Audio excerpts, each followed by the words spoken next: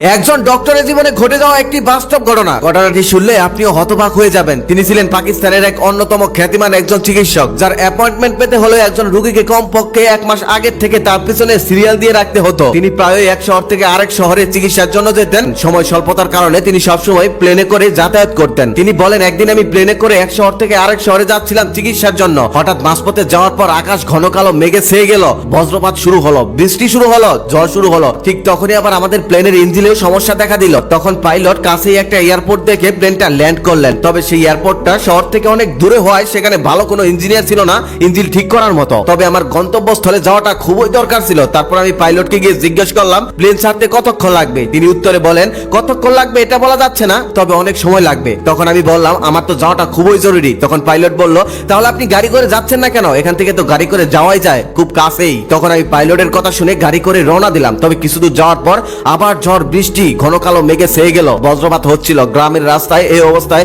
যাওয়াটা কোনোভাবেই সম্ভব ছিল না। তারপর আমাদের গাড়িটা নিরাপদে একটি জায়গায় নিয়ে গিয়ে থামালেন। আমি তখন চিন্তা করলাম, যতক্ষণ ঝড় বৃষ্টি হয় ততক্ষণ আমি ওই বাড়িতে গিয়ে আশ্রয় নেই আর নামাজটাও পড়ে ফেলি। তারপর আমি সেই বাড়িতে চলে গেলাম। বাড়িতে গিয়ে দরজায় নক করার সাথে সাথে একজন বুড়ি দরজা খুললো আর তিনি বলল, ভিতরে আসুন। তারপর আমি ভিতরে গিয়ে ওনাকে সবকিছু বললাম আর বললাম, আপনি কি আমাকে নামাজের জন্য একটু জায়গা দিতে পারেন? ওনার ঘরের কোণাতে একটি জায়নামাজ বিছানো ছিল আর সেটি আমাকে দেখিয়ে দিয়ে বলল, আপনি ওখানে নামাজ পড়তে পারেন। সেই জায়নামাজের পাশে একটি ছোট্ট বাচ্চা শুয়ে আছে আর বুড়িটা তার পাশে বসে বসে দোয়া দরুদ পাঠ করছে। আমি নামাজ শেষ করে তাকে জিজ্ঞেস করলাম, এটা আপনার কি হয় আর ওর কি হয়েছে? বুড়িটা তখন বলেন, এটা হলো আমার নাতি, ওর বাবা মা দুজনেই মারা গেছে। আমি ছাড়া এই পৃথিবীতে ওর আর কেউ নেই। ও একটি ভয়ঙ্কর রোগে আক্রান্ত। এই শহরের সমস্ত ডক্টরকে আমি দেখিয়েছি, তবে কোনো লাভ হয়নি। একজন ডক্টর বলেছেন শহরে একজন বড় ডক্টর আছে, তাকে দেখালে নাকি এটার সমাধান হতে পারে। তারপর আমি সেই ডক্টরের পিছনে অনেক ঘুরেছি, তবে তার অ্যাপয়েন্টমেন্ট পেতে হলে 6 মাস সময় লাগে। আমার পক্ষে তার সাথে যোগাযোগ করা সম্ভব হয়নি, তবে আমি হাল ছাড়িনি। আমি চেষ্টা করে যাচ্ছি আর আল্লাহর কাছে দোয়া করতেছি, হে আল্লাহ, তুমি তার সাথে যোগাযোগ করাটা আমার জন্য সহজ করে দাও।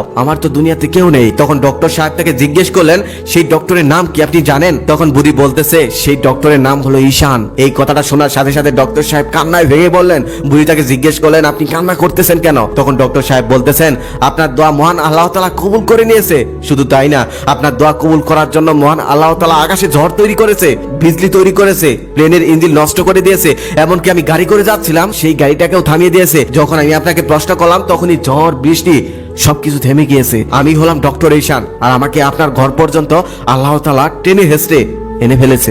এই কথাটা শোনার পর বুড়িও কান্না করতে শুরু করে দিল। তারপর ডাক্তার ঈশান তার চিকিৎসা করলেন। এখন এই গল্পটা একটু ভেবে দেখুন, মহান আল্লাহ তাআলা যদি কাউকে সাহায্য করেন, এভাবেই করেন, নিজেই করেন। আমরা যখন বিপদে পড়ি, ভেঙে পড়ি, আমরা ভাবি আমাদের কেউ নেই, কেউ আমাদের সাহায্য করার নেই, কিন্তু আমরা ভুলে যাই আমাদের মহান রব আছেন, তিনি আমাদের বিপদ থেকে উদ্ধার করতে পারেন, তাছাড়া কেউ পারবেন না। তাই আপনি যখন বিপদে পড়েন তখন আল্লাহর উপর বিশ্বাস রেখে আল্লাহর কাছে চান। মহান আল্লাহ চাইলে সব সম্ভব, আর আল্লাহ তাআলা না চাইলে কেউ আপনার কিচ্ছু করতে পারবে না। তিনি সকল বিপদ থেকে মানুষকে উদ্ধার করেন, হয়তোবা অন্য কারো উসিলায়। আরো একটা কথা, আপনি যদি মহান আল্লাহ তাআলার কাছে মন থেকে কিছু চাইতে পারেন আর সেটা যদি আপনার কল্যাণকর হয়, সেটা আল্লাহ তাআলা আপনাকে দিবেই।